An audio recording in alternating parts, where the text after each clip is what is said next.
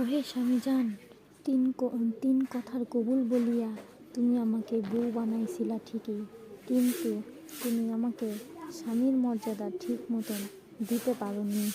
ওহে শখের স্বামী, যদি আমি তোমাকে মনের মতন ভালোই না বাসতাম, তাহলে তোমার জীবনটা আমি কবেই ছাড়খাড় করে দিতাম। স্বামীজান, তুমি আমাকে, তোমার জীবনটা আমি ধ্বংস করে দিতাম। প্রতিটা মেয়ের এটাই, এই কথাটা প্রতিটা বিবাহিত মেয়ের মনের কথা। এটা সত্যি কিনা অবশ্যই কমেন্টে জানাবেন।